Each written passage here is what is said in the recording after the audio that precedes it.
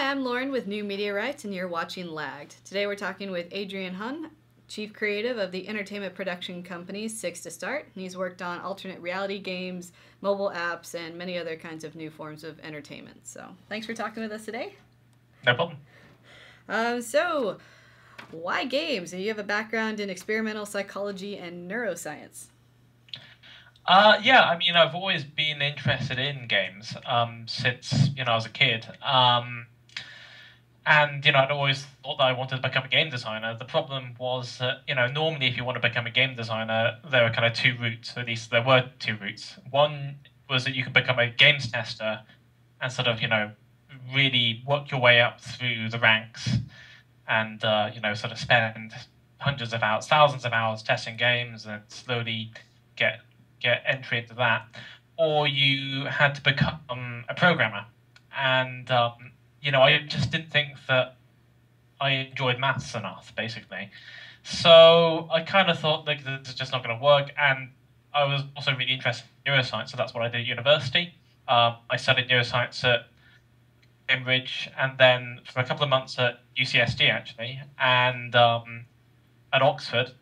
And during that time, I was also really interested in alternate reality games. I played the first one that came out back in 2000, the Beast, the AI, ARG. And I started a blog writing about it. And I thought, one day this will get me a job. And about 4 years afterwards, they got me a job. So it worked. When you were working at the university, were you approached or did you seek out a game to work on alternate reality games? I was approached. I was just starting my PhD when I got the email from Michael, who at the time I knew was the CEO of Firebox, which is a bit like ThinkGeek, like a sort of toys and gadgets retailer. And we met up just before Christmas and of 2003, and he had this idea for a treasure hunt mixed with like an alternate reality game and a collectible card game. And it was the first idea that I heard of that seemed like it had a chance of actually making money, which is kind of really the important thing. Tons of people who've been making ARGs with promotional ARGs, which is fine, but that's just not like what I really want to do. And I sort of consulted for Mind Candy for about 6 months, and then I realized I could either sort of do two jobs really badly, that is my like PhD and this game thing, or I could just do one job really well. And I thought, you know what, this is a great opportunity to make awesome games, whereas I can always go back to my PhD whenever. So I decided to join the company. So as the director of Play at Mind Candy, what did you do? When I joined, I was the first full-time employee to join. I was the first person to be in the office, so I kind of did everything. And that means answering the phone, stuffing envelopes, designing the game, writing spec documents, visiting card printers in Italy, every single thing. And it was a real kind of education.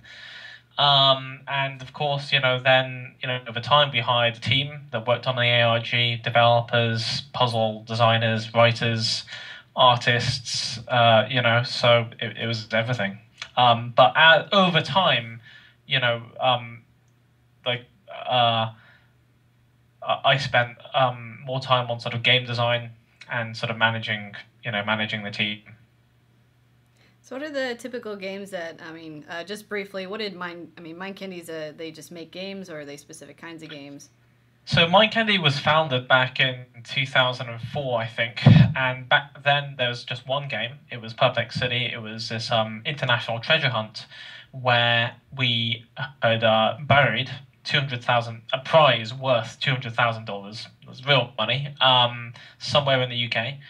And you could buy puzzle cards. So these were like postcards with a puzzle on them, and you could buy them a pack of 6 at Borders or from Amazon or from wherever. And you could just play these as puzzles. They were fun puzzles. They were really attractive, really nice. But they each had a clue to the location of the treasure.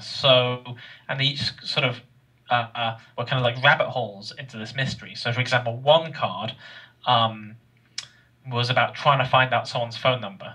and you know, it was a pretty simple puzzle. You'd work out the phone number, and it was a real phone number, so you could leave it at that. You could just like type it in the website, you get some points. But if you called up the phone number, it would say, "Hey, you know, thanks for calling me. You know, I can't answer the phone, but you can go visit my blog." And you go to her blog, and there's story on there, and it sort of talks about this mystery about this missing cube. And over the course of 18 months, you know, these 256 cards and live events around the world in San Francisco and in New York and in London, you know, people experienced the story and got clues to the location of the treasure. Now, Mind Candy is kind of solely making a kids game called Moshi Monsters, which is very popular in the UK.